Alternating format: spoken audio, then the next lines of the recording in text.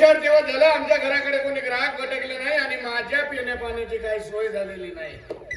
हा अरे बापू या मा या आता सुरू करते माझी पोरगी लावणीला या नाही या अरे तेवढे तिचं आम्हाला भाऊ या नाही म्हणते अबा पाटील साहेब तुम्ही या ना या म्हणजे आता सुद्धा 16 वेळा तर सुरू करते पोरगी या काय नाही थोडे बहुत काय हक्का नाही नाही म्हणते काउंटर खालचे काय रुष्ट झाले माझ्यावर. चला खालचे रुष्ट झाले असतील पण वरचा परमात्मा कोणावर रुष्ट होत नाही. आज त्यालाच विनवणी करतो. हे परमात्मा देवा तू ग्राहक पाठव मी पैसे करतो. म्हणजे कसा नारळ तुला ना पाणी पाणी मला कसा जमते नाही जमत खाऊन का नारळ खाणं बंद केला. अरे भगवंत कसा पाहिजे भक्ताला मागितलं का सटलं दिला पाहिजे तेव्हा कुठं देव पण टिकून राहते. दे ना बाबा नाही म्हणते मरते वेळ आल्या उपाशी. आणि सकाळपासून माझ्या पोटामध्ये थोडीशी दारू गेली नाही ना की माझ्या पोटामध्ये कशी हॉक पडते हॉक जीव कसा असं कासावीच झाल्यासारखं लागते. हा खाऊ की हा ठेवू असं ठेवू लागते. चला कोणीच नाही त्याची पोरगीच बरी बाई बाई हा तू लावतेस हो ये ना मा मरते तुझ्या बाप काम का झालं बाबाजी मरतो खोकला झाला बोल खोकला झाला आतमध्ये औषधं ठेवली ते पिली नाही का तुम्ही पेलो मा तरी आराम झाला नाही. अरे बापरे एक काम करते मी थोड्या वेळात मार्केटला चालली आहे दुसरी औषधं घेऊन येते तुमच्यासाठी. कायले तू तकलीफ करते पुढे कामाची पोरगे माझी कायले बाहेर येते तुझ्या माझ्याकडे पैसे मीच घेऊन येतो तिकडून.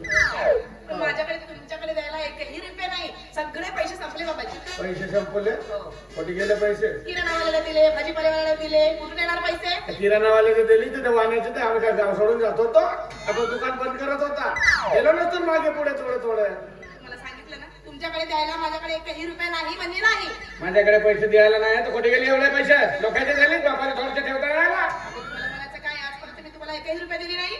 तू मला पैसे दिले केवढी खोटी बोलते बे मला पैसे दिलो म्हणते बाई तू मला पैसे नाही दिलीस तू त्या दारूला पैसे का मग ती दारू कोण पिली. आता घरी राहायला तर ठेवाच लागेल का प्यावा लागेल.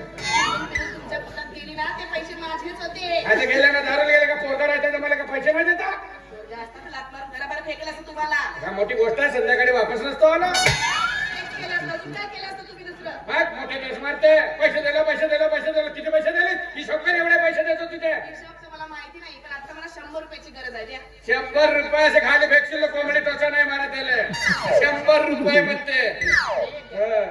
पाहतो डॉक्टराला किशी राहतात का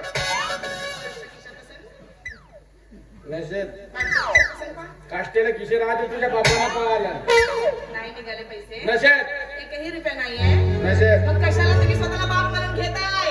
आजपर्यंत मावण्यासाठी आणि घरासाठी तुम्ही केलं तरी काय. येतं कोठीवर नसते कशा पद्धतीचे लोक इथे येतात मी कशा पद्धतीने पैसा कमवते मलाच माहिती आहे.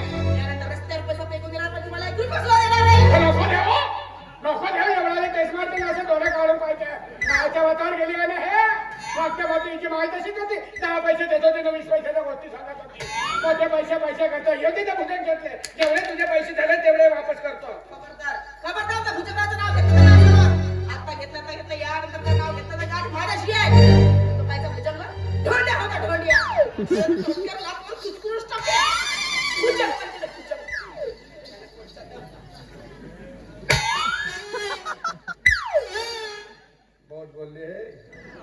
बहुत बोलली कोणता बाप राहता तर मेला असता पण मी कायला मरू